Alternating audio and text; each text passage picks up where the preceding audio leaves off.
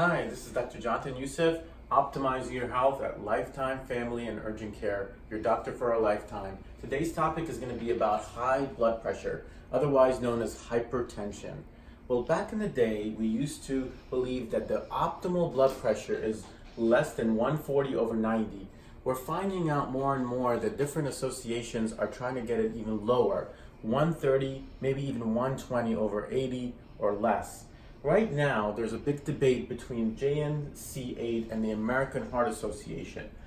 We are looking to get most patients under 140/90, and in some patients maybe even less than that because they may be at an increased risk factor for heart disease and renal damage. So in specific, though, ages maybe 60 and older, we can give them a couple of more points, another 10 on the systolic. Well, let's start with high blood pressure. What does it mean? Well, you have two readings, the top number, which is the systolic, and the bottom number, which is the diastolic. The systolic is when that heart pumps, and it pumps at such increased pressure through the arteries. And the diastolic is when it rests, so that's the bottom number. We want, in certain cases in which you're active and you're stimulated and you're doing activity, your systolic is going to naturally go up. When you're under stress, that systolic is going to go up. What really we want is that diastolic to rest, and we also want it to be low enough. So you have to think about both of them being important, but maybe there is a little bit of a lean towards an okay systolic in some patients that may be under stress or possibly needing that little extra blood pressure to perform certain activities. What are the signs and symptoms of high blood pressure? Well, we put a little gentleman here with flushing. Maybe you'll get a little redness or flushing. You may get red or blotched eyes underneath. You might get a headache, blurry vision. You might feel a little bit like heart is pounding too much, like maybe palpitations. So those are the signs and symptoms that you may have high blood pressure. But back in the day, and there's still probably the truth of it, is that it is also called a silent killer because it used to cause traditionally heart attacks and strokes, and then you wouldn't even be able to feel it. So we need to treat it.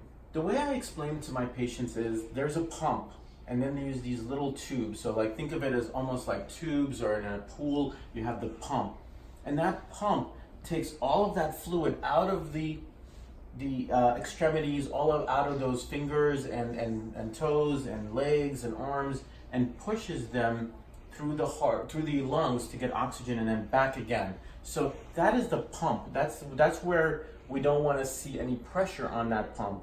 We don't want to put extra pressure coming in with extra fluid or extra pressure that's squeezing those arteries. What can squeeze the arteries? Well, there's plaque in there. If they're just like stiff, if you ever take a rubber tubing and you found it stiff because you didn't take care of it right, you didn't have the right lubrication, you didn't have it smoothed down, there was plaque in it.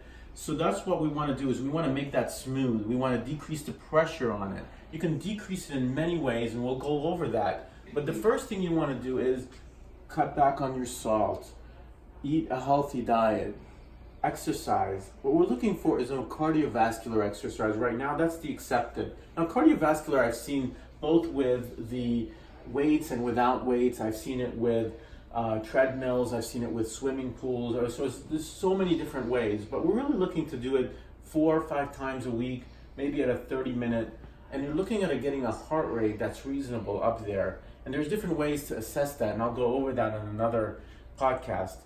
We also may want to increase a little bit of your potassium, but be careful with that. Decrease your stress and avoid stimulants like coffee, caffeine, maybe over-the-counter, even green tea can have a little bit of stimulation. Here are some herbal regimens. On a personal note, I don't necessarily recommend all of these. I do like cinnamon. I've seen that work pretty good. I do know garlic is an excellent, and ginger are excellent options, but be honest with you, in the medical practice that we're at, we are looking to get patients on medication that really work. And we do not want to take too much time doing some natural stuff when really the patient needs something right away. We want to reduce their chances of having a heart attack and a stroke. So we have categorized it in several ways. Really, at this point, if you're African American or Black, you want to initiate that with a thiazide diuretic. So that may be something called hydrochlorothiazide. You may have heard of that. That's the traditional one, although there is another one called chlorothiazide, which can work as equally well, and actually in some studies even better. But the reason why we pick thiazide diuretics and calcium channel blockers is because specifically we don't want an ACE inhibitor. An ACE inhibitor is something like lisinopril, which is a traditional one, but there's also other ones like Vasotec, and I can go on and on with them. But I'm basically reminding you guys, when you see your doctor, just make sure that he's also following, or she or he are following the guidelines to give you the optimal blood pressure medication for you. In a patient who is non-African American, you can initiate a thiazide diuretic, but you can also an ACE inhibitor or an ARB. Now, these are traditionally also very good for protecting your heart from damage. So a lot of times you find these inexpensive options for patients. So thiazide diuretics, ACE inhibitors, calcium channel blockers. What you don't see in this particular chart is beta blockers.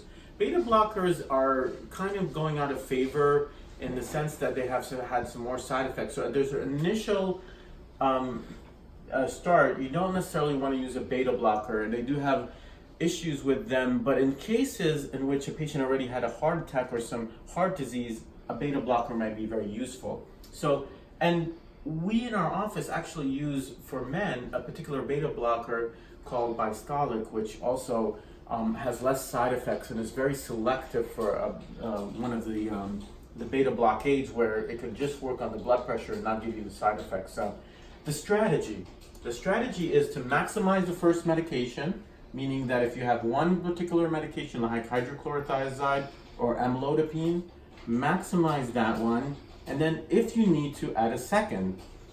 Keeping in mind that maybe sometimes two might be better than one in some cases, where you don't want to focus all of your energy on the heart and the blood vessels, but you might want to focus on the kidneys, which is where the ACE inhibitors work. So in this particular case, there's so many options for you, and that's why you need to come talk to your doctor about some of these options. And here at Lifetime Family and Urgent Care, we'll be happy to help you with it. So look forward to seeing you, and please let us know if you have high blood pressure.